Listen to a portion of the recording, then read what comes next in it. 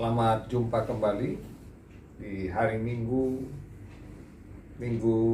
keempat bulan Agustus tanggal 22, tepatnya hari ini. Kita bersyukur kita masih ada dalam keadaan yang sehat, diberkati Tuhan. Saya percaya kita semua bersuka cita hari ini. Hari ini kita akan bersama-sama mendengarkan kebenaran firman Tuhan yang akan saya sampaikan bagi kita semua. Sebelumnya mari kita berdoa. Bapa, terima kasih. Hari ini kami akan mendengarkan kebenaran firman-Mu. Urapi kami semua, biar kami memahami isi hati-Mu dan kami lakukan dalam hidup kami. Di dalam nama Tuhan Yesus Kristus kami bersyukur. Haleluya, semua katakan amin. Baik, Bapak Ibu Saudara, hari ini firman Tuhan saya beri judul Mengalami Kuasa Yesus. Hari-hari ini kita sangat membutuhkan kuasa Yesus dalam hidup kita. Sebab banyak kesulitan, banyak pergumulan yang tentu merupakan bagian dari perjalanan kehidupan kekristenan kita. Karena saya selalu berkata bahwa menjadi orang Kristen itu tidak berarti kita lepas dari pergumulan, lepas dari penderitaan. Tapi yang Tuhan janjikan adalah Dia pasti menolong kita, Dia pasti memberi kemampuan, Dia memberi kekuatan supaya kita dapat menanggungnya.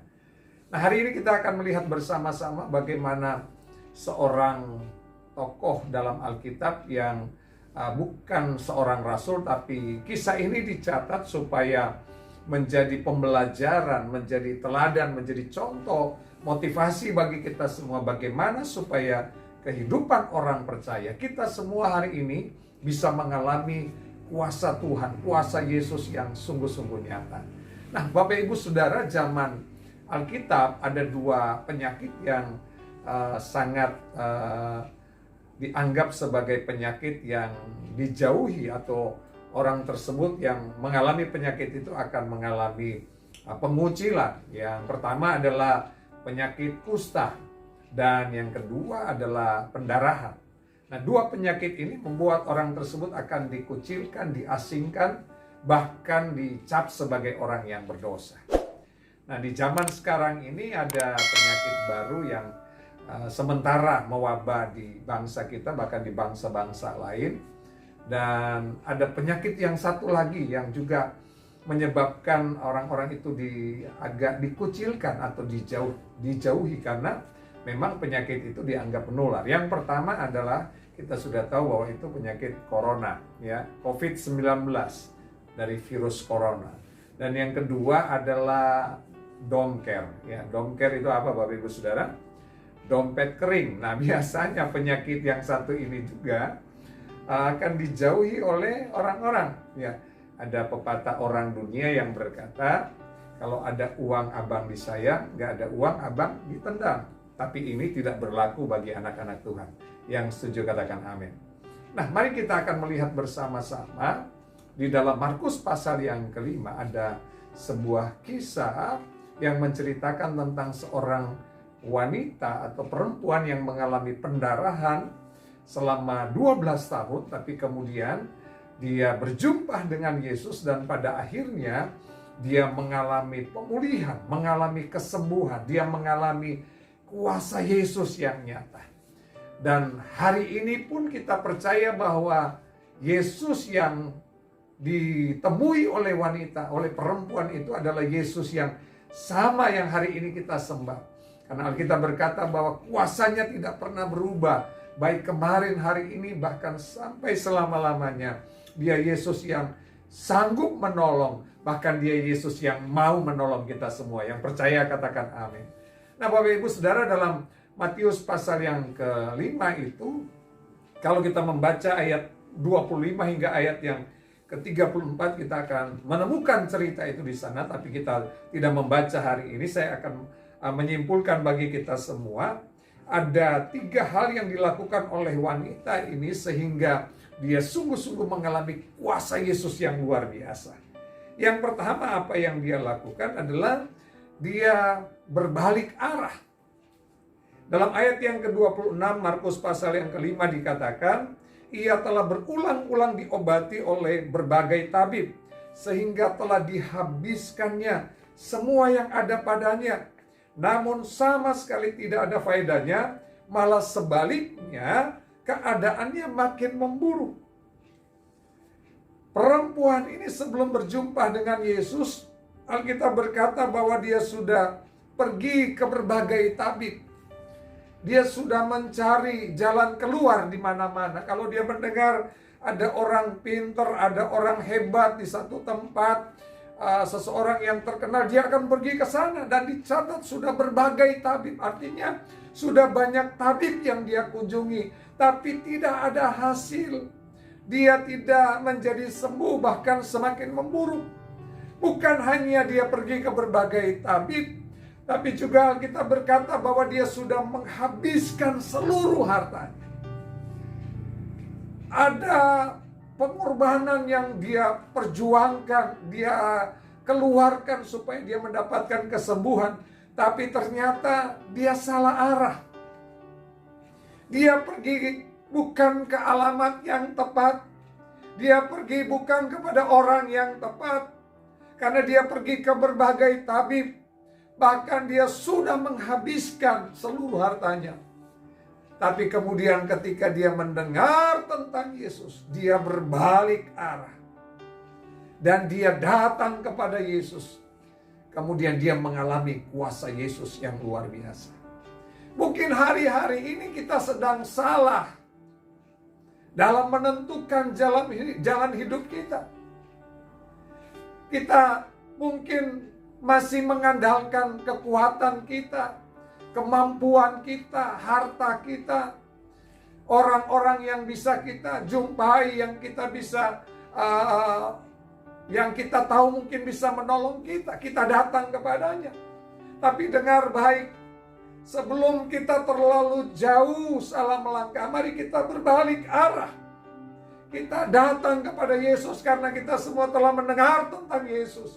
Siapapun hari ini yang mendengarkan firman Tuhan, dengar bahwa Yesus sanggup menolong kita. Yesus sanggup menyatakan mujizat bagi kita. Yesus sanggup melakukan kesembuhan bagi kita. Itu sebabnya mari kita datang kepadanya. Yang setuju katakan amin. Dia berbalik arah. Dia datang kepada Yesus. Hari ini biar kita mau berbalik arah.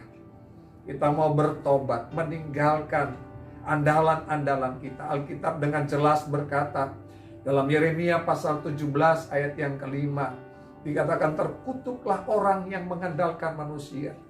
Tapi di ayat yang ketujuh firman Tuhan berkata, diberkatilah orang yang mengandalkan Tuhan.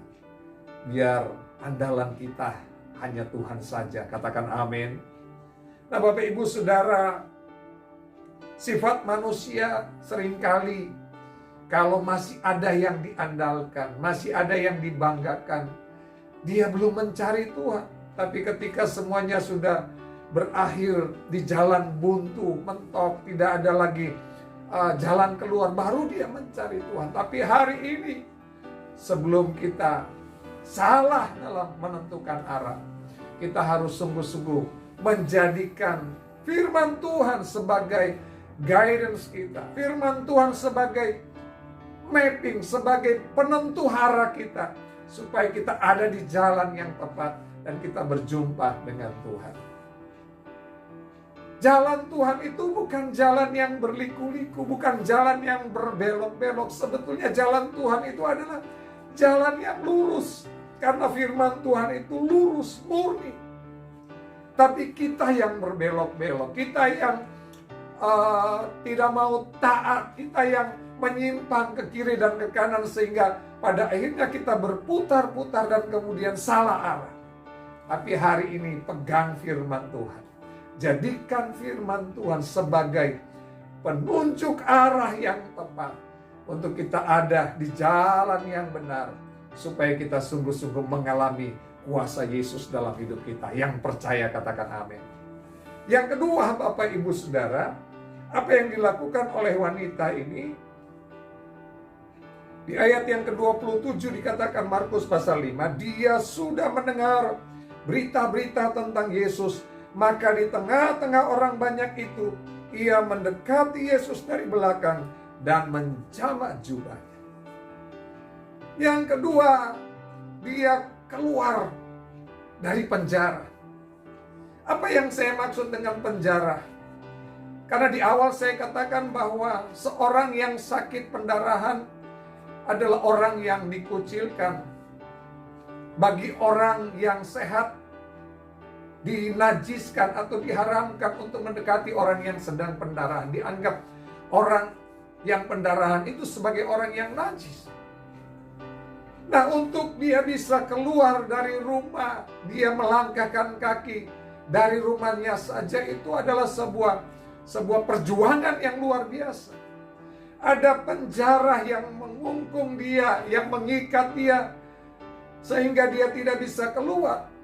Atau mungkin itu bisa merupakan zona nyaman yang membatasi dia untuk dia tidak bisa keluar. Tapi hari itu dia bertindak ketika dia mendengar tentang Yesus. Dia keluar. Dia tidak peduli tentang adat istiadat. Dia tidak peduli tentang tradisi. Dia tidak peduli tentang cap orang terhadap dia, tatapan mata orang terhadapnya, apapun omongan orang terhadap dia. Yang dia tahu bahwa Yesus sedang lewat, Yesus sedang ada di kerumunan banyak orang, dan dia harus keluar dari segala ikatan, dari segala belenggu, dari segala situasi yang membatasi dia. Dia harus berjumpa dengan Yesus. Dan hari itu dia melangkahkan kaki. Kita bisa membayangkan bahwa betapa perjuangan yang luar biasa yang dilakukan oleh wanita atau perempuan ini. Bukan hanya dengan tenaga, tapi dengan psikis, dengan beban moral. Bagaimana orang akan menyampaikan segala sesuatu yang negatif tentang dia. Tapi hari itu dia mengabaikan semuanya. Dia tidak peduli tentang itu. Yang dia tahu bahwa dia akan ketemu dengan Yesus. Sehingga kemudian mujizat terjadi. Dia mengalami kesembuhan. Dia mengalami kuasa Tuhan. Apapun hari ini yang menjadi penjara kita. Apapun hari ini yang membatasi kita. Mungkin itu gengsi, mungkin itu harga diri, mungkin itu juga ikatan atau hobi-hobi kita yang mencegah, yang membatasi, atau mungkin juga itu kesibukan yang seringkali menghalangi kita untuk datang kepada Tuhan. Dengar baik, Yesus segalanya. Yesus adalah segalanya.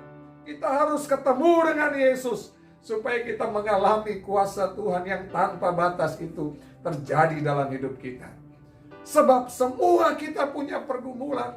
Mungkin bukan pendarahan yang kita sedang alami, tapi ada begitu banyak penderitaan yang sedang kita alami. Mungkin itu ikatan dosa.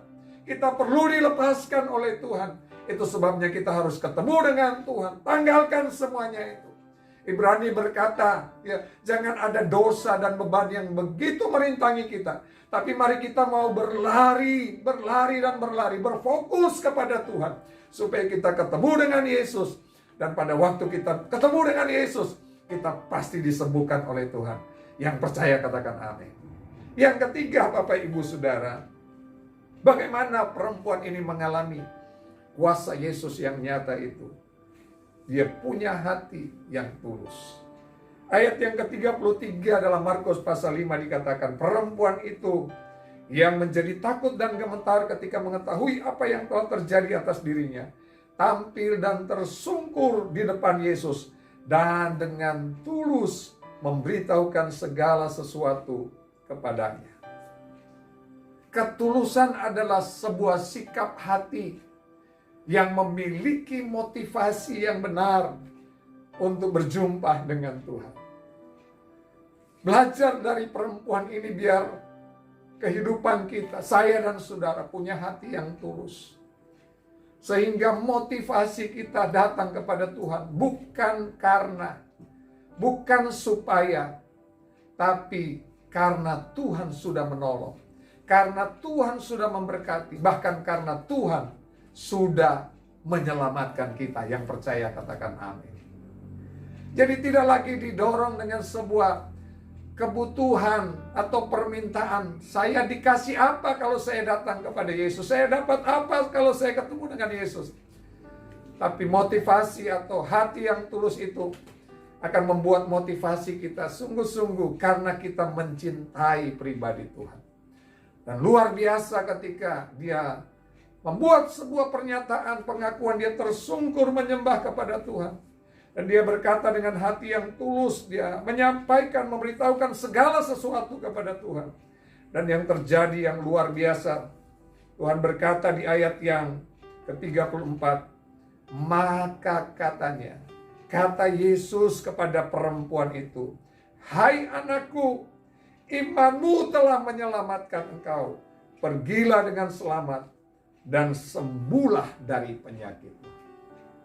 Ada berkat yang terbesar yang jauh lebih berharga dari sekedar kesembuhan.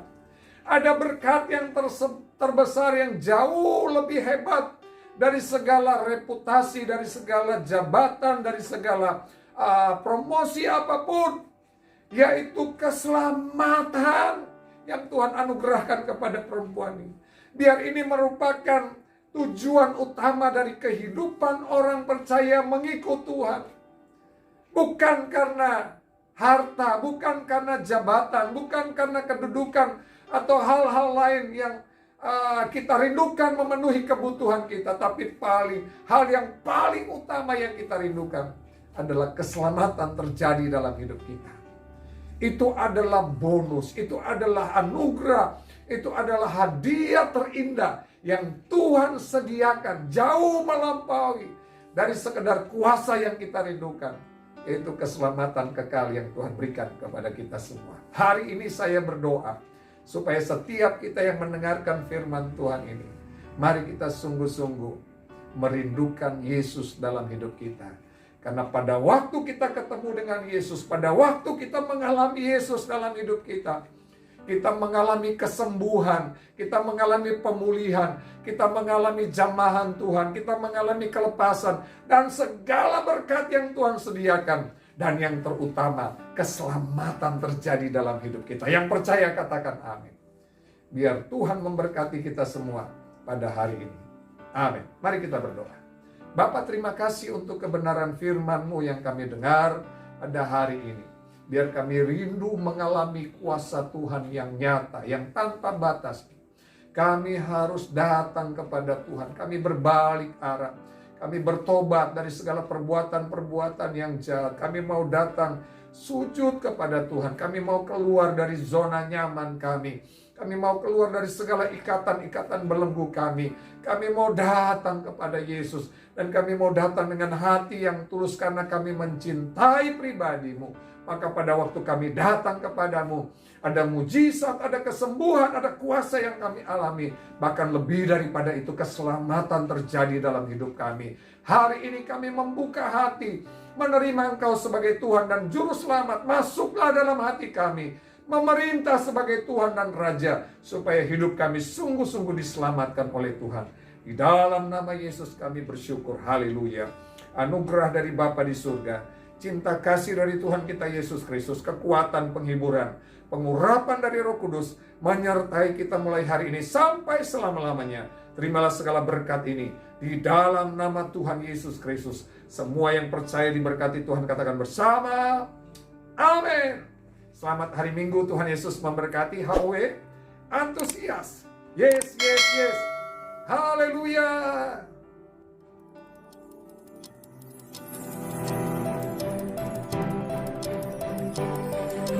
Audio Jungle.